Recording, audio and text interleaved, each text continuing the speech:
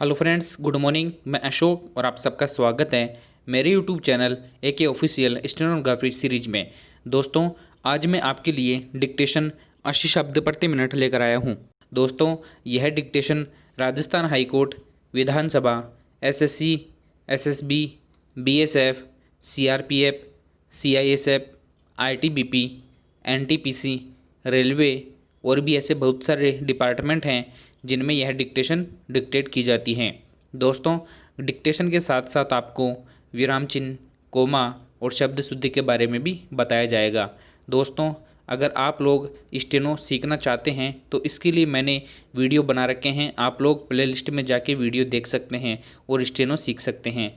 दोस्तों, आप लोग अगर हमारे यूट्यूब चैनल पे नए हैं तो हमारे यूट्यूब चैनल को सब्सक्राइब कर लीजिए और बेल आइकन को प्रेस कर लीजिए ताकि प्रतिदिन आपको नई नई डिक्टेशन मिल सके। और दोस्तों, आपको डिक्टेशन की जो PDF है वो भी आपको डिस्क्रिप्शन के अंदर मिल जाएगी। तो दोस्तों, चलिए अब हम डिक्टेशन को स्टार्ट करते हैं। डिक्टेशन स्टार्ट होगी 3 सेकंड बाद। स्टार्ट। संसद के मानसून सत्र का जब कोविड की आशंका से अचानक ही 23 सितंबर को अवसान हुआ तो भारतीय लोकतंत्र की मौत का नाद और तेजी से बजने लगा। विराम। राज्यसभा में विपक्ष की लगभग गैर मौजूदगी में 8 बिलों को हड़बड़ी में पारित करना जो संविधान का मजाक है। विराम। यह कोई हादसा नहीं था कि सदन का बहिष्कार कर रहे सांसदों ने दोनों संस्थापकों के मूल्यों से विश्वासघात के विरोध में महात्मा गांधी जी की मूर्ति से लेकर डॉक्टर अंबेडकर की प्रतिमा तक मार्च किया। विराम। यह सत्र तीनों बातों के लिए याद किया जाएगा। योजना में चूक, कोमा, दिशाहीन नीतियां और सरकार का खराब आचरण, देश में बढ़ते कोविड-19 के मामलों के बीच संसद का सत्र बुलाने पर ही सवाल है। विराम। बड़ी संख्या में सांसद 60-80 साल आयु वर्ग के हैं, कोमा, जिन्हें सर्वाधिक खतरा है। विराम। ऐसे हालात में राष्ट्रीय परिदृश्य को ध्यान में रखकर संसद का सदन बुलाना हर तरह से जोखिम भरा फैसला था। विराम।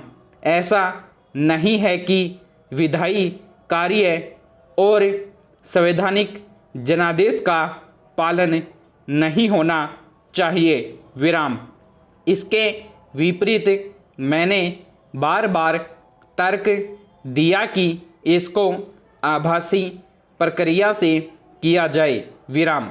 दुनिया भर में संसद और संसदीय कमेटियां इस तरह से काम कर रही है, कोमा, जिसमें कुछ सांसद सदन में आते हैं और बाकी घर से ही उसमें शामिल होते हैं। विराम। एक IT जॉइंट और डिजिटल भारत के दावे के बावजूद हम इन प्रक्रियाओं से दूर रहें। विराम। संवैधानिक रूप से संसद के 2 सत्रों में 6 माह से अधिक का अंतर नहीं हो सकता। इसलिए सरकार को 23 सितंबर से पहले इसे बुलाना जरूरी था। विराम। लेकिन कोमा, पूरी कहानी यही नहीं है। विराम। सरकार ने इस अवधि में 11 अध्यादेश पारित किए थे। विराम। इन्हें विधेयकों में नहीं बदला जाता तो नया सत्र शुरू होने के 6 सप्ताह में ये खुद ही कालातीत हो जाते।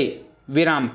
महामारी के बीच ही युवाओं को नीट व जेईई जैसी परीक्षा देने के लिए मजबूर किया गया। विराम। कार्यालयों व अन्य कार्यस्थलों को खोला गया। विराम। ऐसे में अगर वायरस की वजह से संसद बंद रहती तो इससे खराब संदेश जाता। विराम।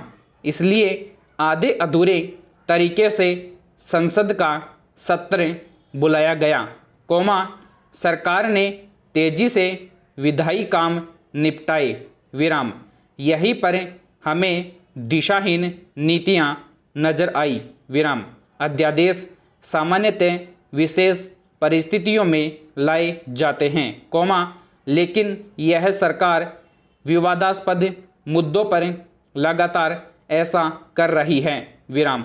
बहुत बड़ी जनसंख्या को प्रभावित करने वाले कृषि और श्रम जैसे महत्वपूर्ण मुद्दों से जुड़े बिल तमाम आपत्तियों के बावजूद पारित कर दिए गए। विराम।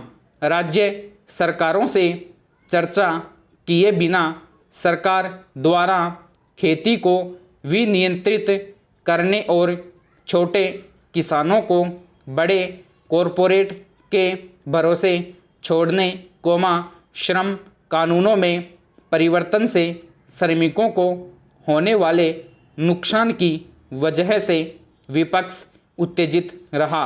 विराम। विपक्ष ने ध्यान दिलाया कि तमाम सरकारी बिलों में स्पीकर के निर्देशों का उल्लंघन हो रहा है, क्योंकि उनके निर्देश के मुताबिक विधेयकों को पेश करने से 2 दिन पहले उनकी प्रति सांसदों में नहीं बढ़ रही है। विराम। यह बार बार हो रहा है, जिससे संसद रबर स्टाम्प जैसी हो गई है। विराम।